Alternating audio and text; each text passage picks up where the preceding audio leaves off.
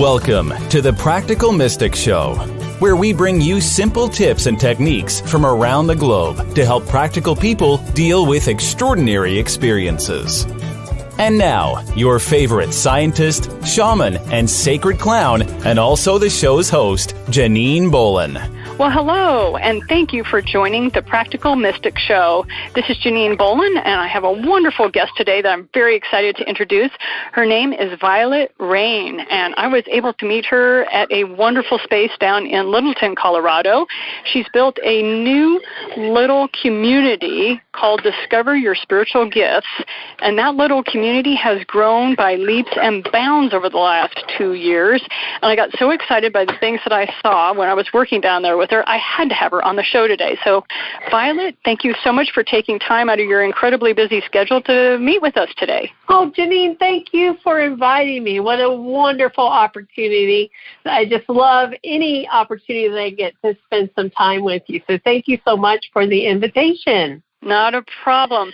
Just to let my listeners know, I was able to give a couple of classes down in your space, down in Littleton, Colorado, and it was just such a delight to be able to teach in that area that I wanted to bring you onto the show, because one of the things I noticed is you're so good at promoting other people. You're so good at helping psychics and mystics and shamans and spiritual people learn about their spiritual gifts and give them a showcase and a place to present what they know.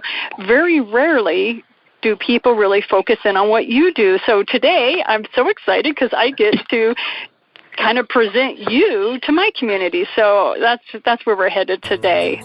Learn how to live your future now through purposeful change with the 8 Gates. This world guarantees changes will happen in your life, and the 8 Gates guides you through these changes safely.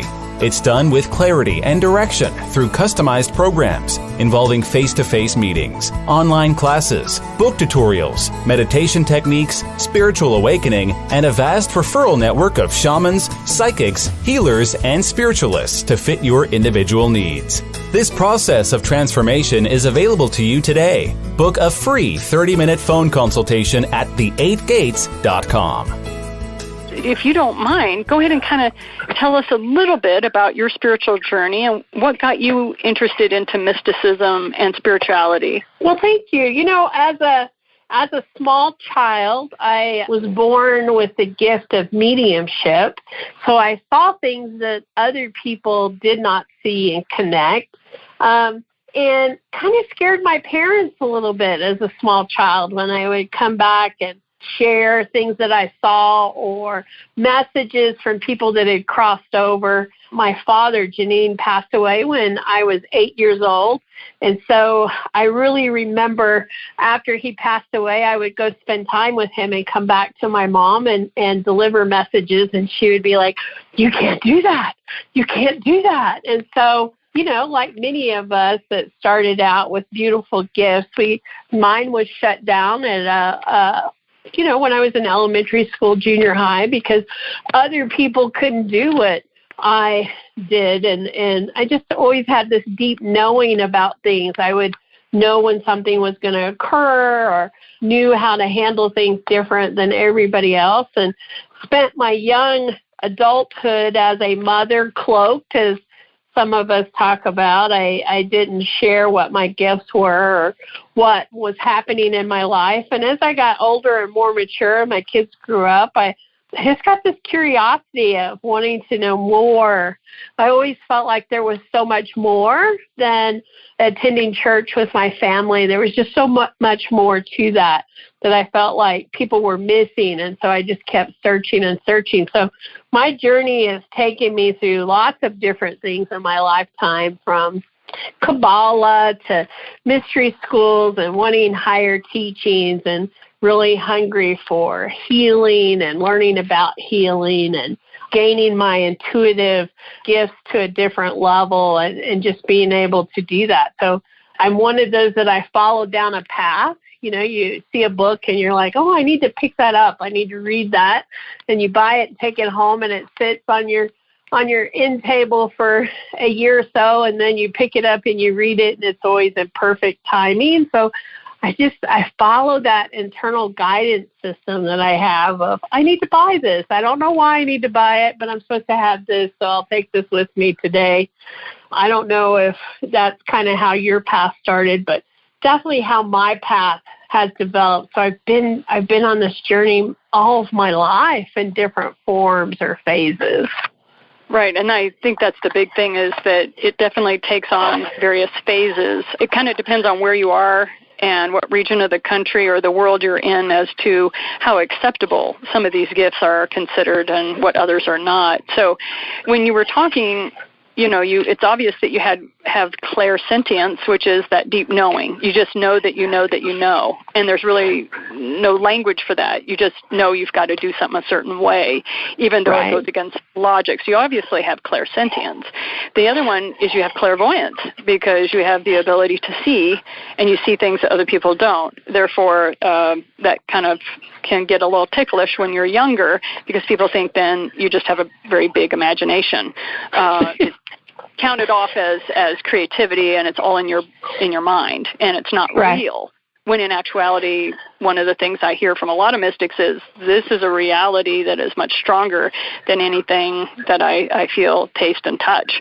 You talked about mediumship. I would like for you to define it a little better, because each medium has a unique aspect to what they see or experience. So how would you define your particular brand of mediumship? I'm able to connect people to their loved ones, and what I mean by that is I'm lucky enough, and I've met lots of mediums in my lifetime, that they're open all the time, like their circuits are wide open and connected when it comes to that, and I'm not, so I'm lucky in that.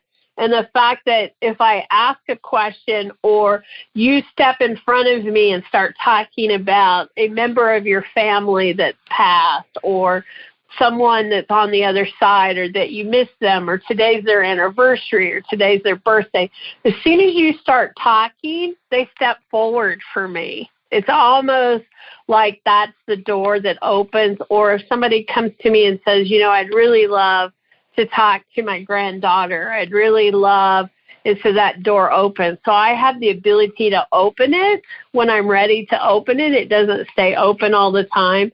As a child, and I've learned that as an adult, is they would step forward for me all the time because I could hear them and I could see them and I could communicate with them. So I remember as a small girl being woke up all night long as they would come to my room to talk to me, to spend time with me, because I could hear them and I could communicate with them, or they would have messages. So that was kind of my opening to mediumship. It's been a natural gift that I've had. And I have friends that don't probably even know that I'm a medium, because I don't go up and go, hey, I have a message for you. I kind of wait till people come to me and they're ready for that message, or they need the message, or they'd like to connect, or they would like to ask a question, or they'd like an understanding. And then I love going and being able to help people, either finalize something that they weren't able to close in this lifetime, or just to help them understand that their loved ones are still with them and they spend time with them every day, and they're as close as they were when they were living. We just have to be open to that, and that they try to talk to us and leave messages for us all the time. So I love connecting people to understand how they communicate with us and how they stay connected with us. And they do it in many, many different ways. From I had one woman that came to me one time, and I said, I see pennies everywhere. I see pennies are left everywhere. And she goes, I keep finding these pennies. I don't know where they come from. And I said, it's your daughter. She's trying to tell you that she's close. She's with you, that she spends time with you, that she's there. And so when you find a penny, just pause and connect to her, talk to her. She's trying to connect with you. So it's a beautiful gift to have, to be able to really connect people with the ones that they love on the other side. I consider mediums like yourself to be the best form of grief counseling for deep emotional wounds, because so many people have someone taken from them unexpectedly, or even if they expect it, the person may be in an altered state due to medications and chemotherapeutic agents and stuff like that, so their minds aren't necessarily with them as they're getting ready to leave, and it can be very traumatic for the family. And I see mediumship, the way you perform it anyway, as a form of grief counseling. And so thank you so much for your service to many folks, including myself, where mediums have helped me with people who have had things I wanted to say, and then there was comfort given in return. And so, yes, thank you so much for that kind of mediumship. So, well, you have this great business that you run on how to discover your spiritual gifts. So what kind of classes do you teach? I mean, I'd like to hear about the ones you teach. You allow so many people to teach in your space. What is it that you do? Well, I'm a natural healer. So, one of my first spiritual healing gifts was Reiki. And, I know lots of people out there are Reiki masters and they teach Reiki. But I'm really drawn, Janine, to the ancient sacredness, ritual tools of healing. And so, on my journey of even learning Reiki from different people, I was always searching for the teacher that would bring that sacredness in, that would bring the ritual in, that would bring the heart connection in. And, it was very difficult to find. I've taken Reiki from multiple Reiki masters online, studied it. I'm also a college professor and one of my first lifetime careers. So research and academics is something I dive really deeply in. And I did the same with Reiki. I wanted to understand its origin and where it came from and the sacredness and how it's been brought through. And so I teach Reiki, but I really teach it from a sacred place with rituals and tools. I believe sometimes that as we search for healers, we're looking for that person that can touch our heart, can be compassionate, can be sacred, because healing is a sacred place. And sometimes I've found it's hard to find those sacred healers that really bring that in. And to me, it's holding space for that healing. It's holding space for that individual. It's creating an environment that's very sacred for them to step into. And so you talk about my space. People love to come to my space because I've really created sacredness in the space. I really want the center to hold that sacredness. So it's really fun when people step in and go, gosh, I can feel it. So I teach Reiki, and so I do it in that space of teaching practitioners how to do that, how to create that sacredness in their practice, in their space. I teach angelic Reiki, which is a very high vibrational healing modality. And even with that, when it was handed down to me, I went back and researched, how that person got it, what books they read, what were their studies, because I really wanted to understand their journey to be able to teach it to other people. So I do that. And then I teach Akashic Records. So I certify practitioners to be able to do Akashic Record readings and really connect. And then I have fun workshops too, because I believe that we came in this lifetime to laugh and to play and to connect. And as we become adults, we forget how to do that. So I have like fairy workshops in the spring and candle making workshops, and I teach people how to make bath salts. And they think it's all fun and play, and what they don't realize is there's a lot of healing that goes on behind the scenes of all that's happening. And so I'm one of those that take deep healing to a very gentle, fun way, because I believe we can heal those deep wounds and really do deep healing in a gentle, fun process. You don't have to break somebody to rebuild them. I think we in this lifetime, or at least in this time of where we're at, that we have the ability to really do some big healing in a really gentle, sacred way. And I want to see more of that. So I really kind of teach from that perspective. Well, thank you so much, because you know me, I'm all about fun. If I'm not having fun, why am I doing this, right? I mean, right. Just that's part of my process. But one of the things I have a lot of listeners who are very new to the path, so please help them understand, and me, because I hear different versions and I'd like your definition. What is Reiki? I mean, I know that's a very basic question, but I get different answers, and so I'd like to hear your definition. You know, Reiki is universal source energy. So as a Reiki practitioner, and how we're taught is we're a channel. We're a channel for that healing energy to flow from source, whatever your belief system is, through you as a channel to that client. Reiki is very intelligent. You might get a hit that came in and told you, you know, I'm having indigestion, I'm having digestive problems, and you're thinking, oh, I need to direct the energy to possibly their stomach and in that area. But intuitively, you're being guided to put it maybe on their knees or somewhere else. Reiki goes to the root cause. So maybe they have a knee problem that's giving them lots of pain, that's upsetting their stomach, or maybe they're having trouble moving forward in their life, and so it's affecting their knee, and they're having problems really digesting what's happening in their life, so it's affecting their stomach. So Reiki's smarter than we are. It understands what the root cause, what's really going on, either physically, emotionally, mentally, or spiritually, and it goes to that root cause and heals that versus the symptoms. And sometimes we have people come in as clients and they're telling us the symptoms, which really helps us, right, to understand what they're feeling, what they're emotionally thinking about or spiritually going on in their life.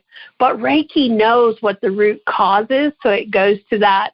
It's a very gentle, energetic healing. It could be relaxing. It can be calming. It can be very detoxing for the body. It can actually heal disease. I've seen it do that before, where it does some real miracle work for people. You know, it gives you what you need, what you're ready for, what you're ready to let go, what you're ready to heal at that time. And so it's a really wonderful energy. And as you become Reiki practitioners or masters in that, it actually transforms your life in the process. You start to shift, because as you're giving energy to someone, you're getting that Reiki energy too. You're getting that healing. And so it begins to shift people. And I love that, because I love telling people, you know, your taste buds may change, and you may find yourself wanting to take long walks, or you may find that your interest in music or movies changes and shifts, because it really wants to align us with our divine selves and help us be in that alignment, in that healthy space. So it gently transforms our lives and kind of moves us in the right direction. So I really love it from that aspect. Thank you very much, because every practitioner that I ran into talks about source energy and the highest levels and wanting just to help people not only get comfort but feel better. And yet then the conversation will change and the definition kind of changes with it as they move up the spectrum of energetic relief that they're talking about, depending upon the client. So, right. So say someone is listening to our show and they're like, hey, this Vialet really knows what she's doing, which I agree with, and she really knows what she's talking about. I want to get to know more about her. I want to connect with her. What do you recommend for people that are listening in? Well, I recommend, going out and checking the website, discoveryourspiritualgifts.com. And out there talks about me, talks about practitioners in our space, talked about the workshops I teach, talked about the services, because some of those services like Reiki and angelic Reiki and Akashic record readings or even mediumship can be done over the phone anywhere.